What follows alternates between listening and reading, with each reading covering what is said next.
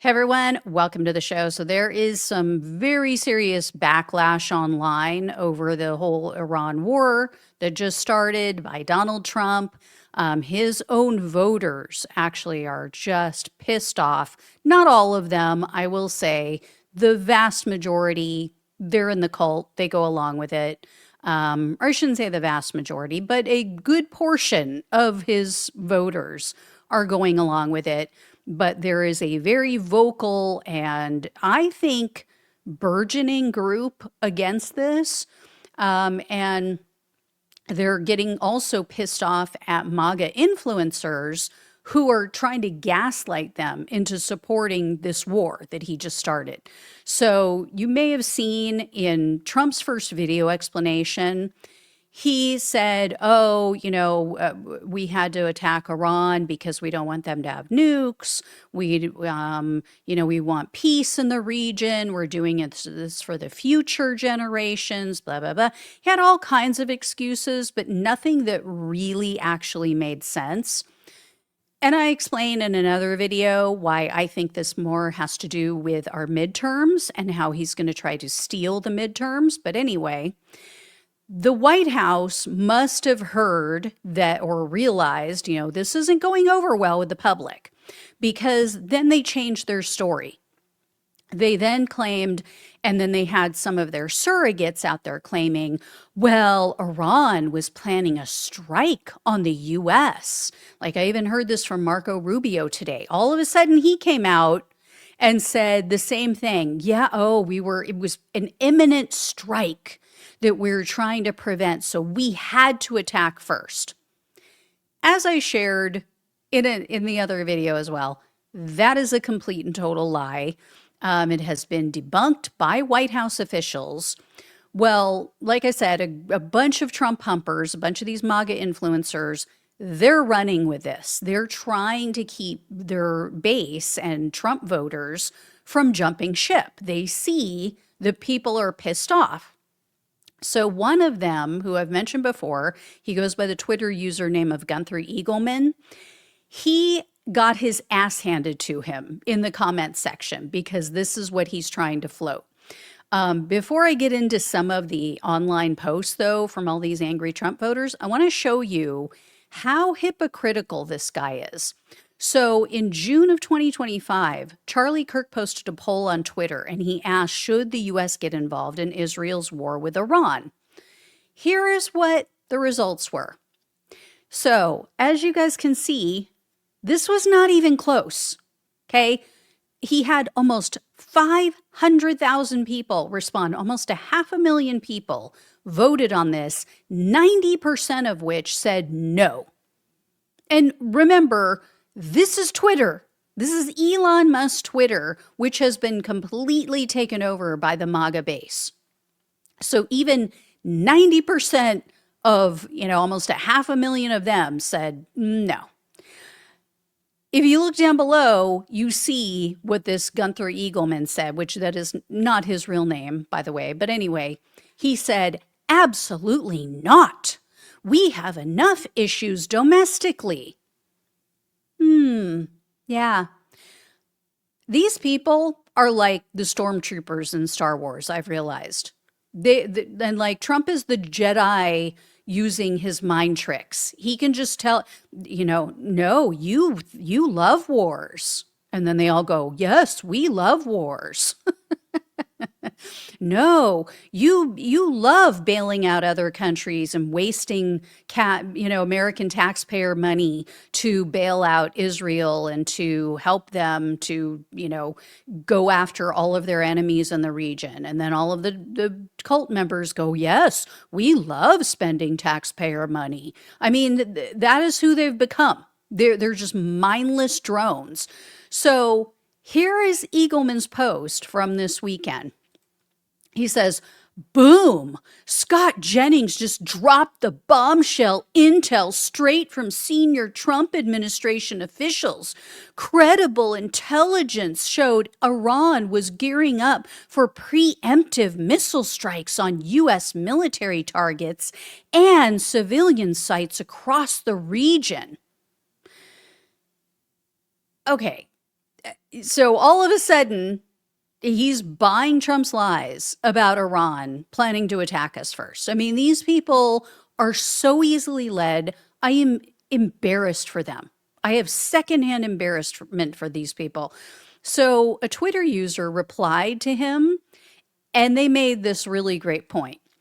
This person said, so they were getting ready for a preemptive strike and just waited till we moved both carrier groups and all our gear in first? Use your brain, idiot.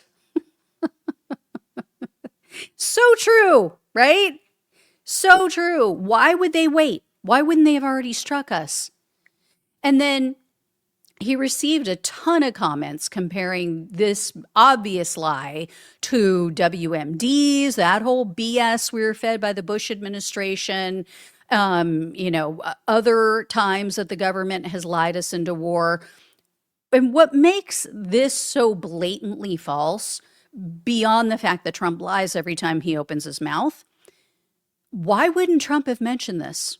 Why wasn't this the first excuse when he announced that we attacked Iran? He gave all those other nonsensical reasons, didn't mention this at all. Would this be the very first thing he said? Hey, we were going to be attacked, so we had to act. We had to do it first. So yeah, this is not going over well with the America First crowd.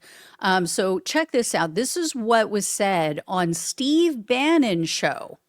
Take a look at this and listen. Are going to try to escalate this to keep the U.S. in. They just basically carpet bomb Tehran. They give the Iranians, quote, the Gaza treatment. There was some idea that they were going to treat Persians any different than Arabs. And I think there's going to be a real desire to keep President Trump in here. I think the president has gotten very poor counsel. And I do think it matters politically that he was the no more endless wars candidate in 2016 and 2024, particularly. And this looks like an open betrayal of the base. And now there's an argument that this is different than the Bush era neocon wars. But I will flag what Bush era neocon is not for this today. Find me one. Name one. Bolton is pleased as hell about what we're doing. He said his only regret is that he didn't convince Trump to do this in 2018.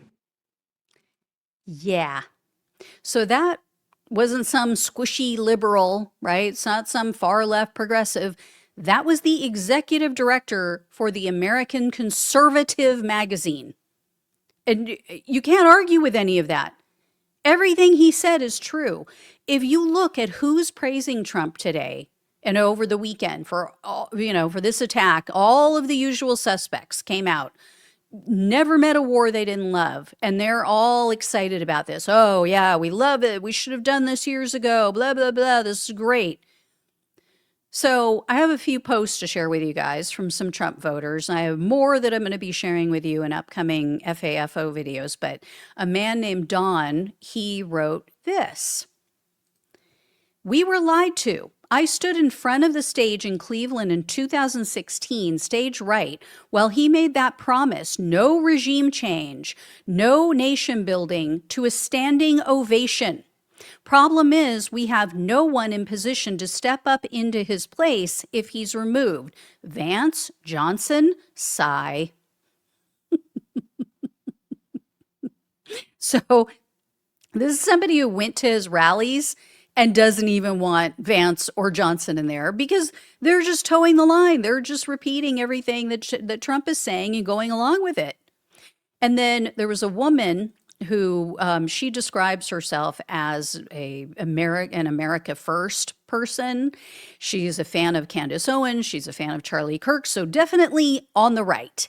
And she replied to a Mike Huckabee post because, Mike Huckabee is all for this. He is one of these Bible thumpers who believes, oh, this is all going to bring about, the rapture and blah, blah, blah, blah, blah. Anyway, so she tells Huckabee this. She said, just fucking stop. Your allegiance is to Israel, not America, and you are trying to push us into war on behalf of Israel. I am a 3-time Trump voter. If Trump goes to war with Iran for Israel and risks our children's lives, I will vote Democrat come midterms. Charlie knew.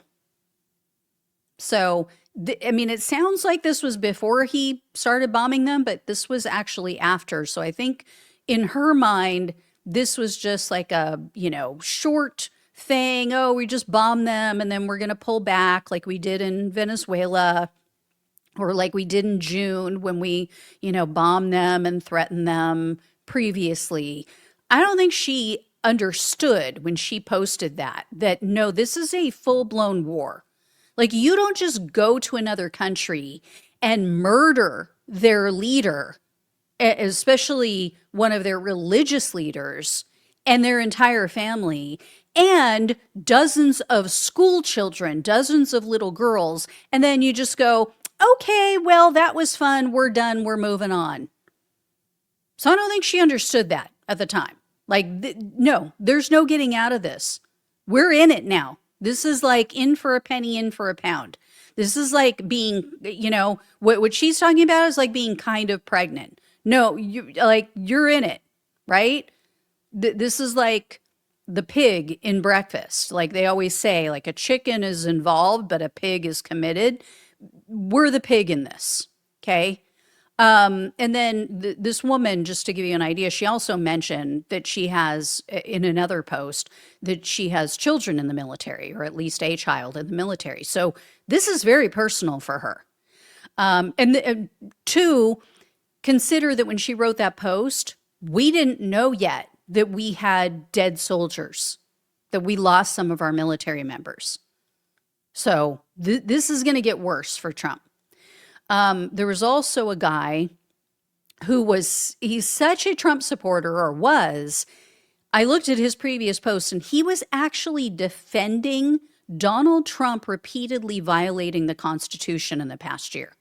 Like he was all for it, violating people's rights, no problem with any of that. Well, this was apparently a bridge too far because he wrote this on Twitter.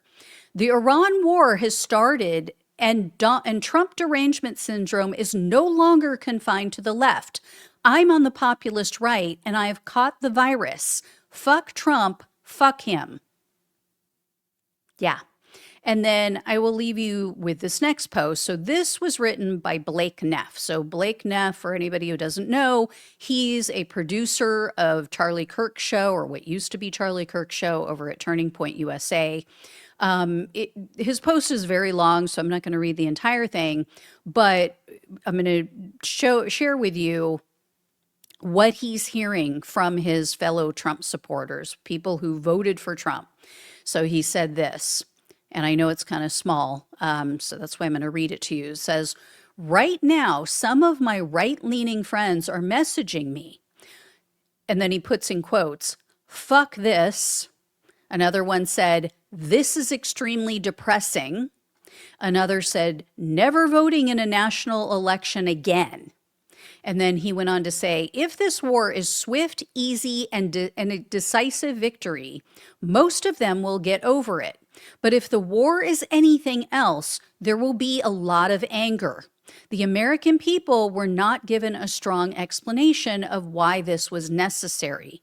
But success can override bad explanations. So we must pray for success. Again, he doesn't get it. This is not something that you're like, wham, bam, thank you, ma'am. Okay, we got our rocks off, bombing and killing this leader in another country. And then, okay, let's go to brunch. That's not the way this is going to work. So these guys don't get it. And as I said in another video, I don't think Trump cares that he's pissing off his base, because I think in his mind, he's going to use this as an excuse to steal the election in the midterms. So he doesn't have to worry about pissing them off. He doesn't have to worry about people staying home, not coming out to vote for Republicans in the midterms. He's going to shut it down. Like, I have fought against this, from people saying it in my comment section, but I actually see this as the perfect way for him to do it, for him to get Congress to declare that, we have to give you war power. We have to enact the War Powers Act and give you, all the power you need to successfully complete this mission. And then Trump will say, oh, see, we're at war. Got it. We can't have elections right now. Can't have elections. We're at war. It is the perfect excuse. It is the authoritarian, their exact blueprint. It is what they do, what fascists, what authoritarian dictators do all the time. You look at Russia, you look at, Viktor Orban in Hungary. This is their playbook. So anyway, guys, we will have to see how we deal with that. What we decide to do if he takes that step. All right. Thank you all so much for watching and listening. Please like, please share, and subscribe. Please donate if you can. Love you all. Take care. Talk with you soon.